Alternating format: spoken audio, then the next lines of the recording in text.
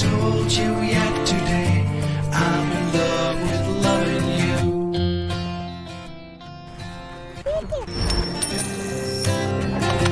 Me and you couldn't be any better if we tried.